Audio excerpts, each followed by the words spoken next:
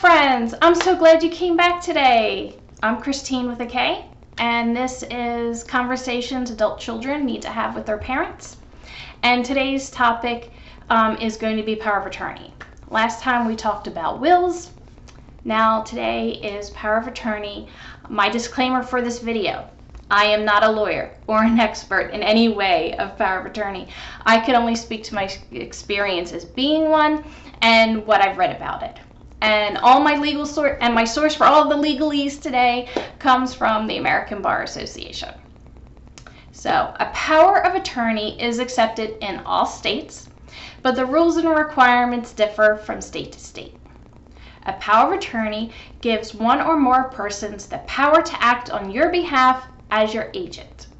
The power may be limited to a particular activity, such as closing the sale of your home, or just be very general in its application. The power may give temporary or permanent authority to act on your behalf. The power may take effect immediately or only upon the occurrence of a future event, usually determination that you're unable to act for yourself due to a mental or physical disability.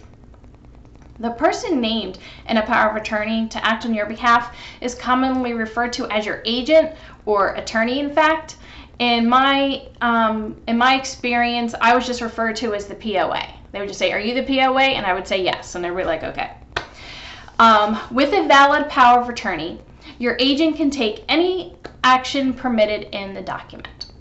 The agent must present the actual power of attorney document to invoke the power.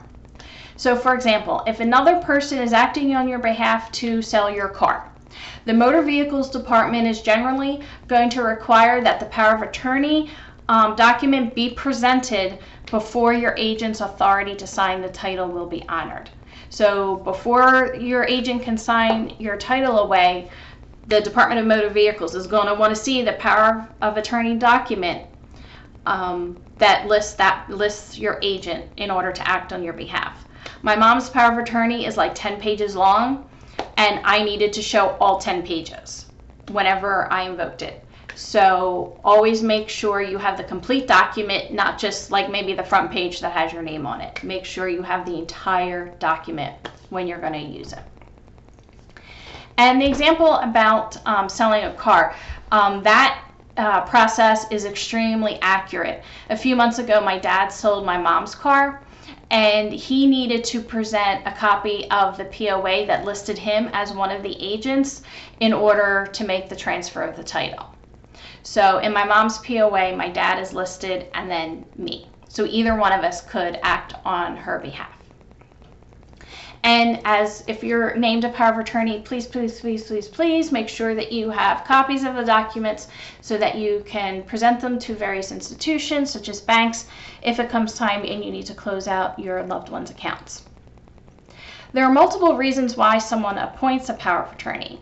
An important reason to use one is to prepare for situations when you may not be able to act on your behalf due to absence or incapacity. Such a disability may be temporary, for example, due to travel, accident, or illness, or it may be more permanent. You can establish boundaries for the power of attorney.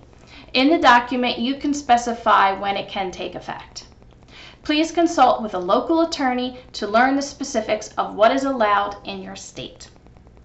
And if you do not have a power of attorney and you become unable to manage your personal or business affairs, it may become necessary for a court to appoint one or more people to act for you. People appointed in this manner are referred to as guardians, conservators, or committees, depending upon your local state law. If a court proceeding, sometimes known as an intervention, is needed, you may not have the ability to choose the person who will act for you at all. So a power of attorney allows you to choose who will act for you and define his or her authority and limits, if any. So who should be your agent? You may wish to choose a family member to act on your behalf. Many people name their spouse or one or more of their children. In naming more than one person to act as an agent at the same time, be aware to the possibility that both powers of attorney may not be available to act when needed, or they may not agree on what needs to be done. Regardless of whether you name co-agents, you should always name one or more successor persons to address the possibility that the original person that you named may be unavailable or unable to act when the time comes. So for both of my parents, they named each other as power of attorney and myself as a second power of attorney. I started invoking power of attorney on Mom's behalf in 2018 when she and my dad were both hospitalized at the same time. They overlapped each other. Mom was recovering from a brain bleed, and the medication that she put her on, that the doctor had put her on, made her really kind of loopy. And she was already showing signs of Alzheimer's at that point, but we didn't have a diagnosis yet. We just knew something wasn't right. So we couldn't really rely on her to make well-educated medical decisions for herself. So my dad kind of let me kind of take the lead. But I always discussed everything with him and my sister. And particularly towards the end of my mom's life, the three of us had a conversation about what kind of end-of-life care are we looking at, what will be acceptable to us and what is not acceptable to us. And I made sure that all three of us were on the same page at all times. And I can't tell you how invaluable that is. Talk about hard conversations, and that'll probably have to be another video. Those the end-of-life conversations will definitely be a topic. Talk about hard. But it had to be done, and I'm so glad we did it the way we did, and that all three of us were on the same page, and all we wanted was the best for Mom. You know, we just wanted her to be peaceful, no pain, and by golly, by thanks to the good Lord, that's what we got.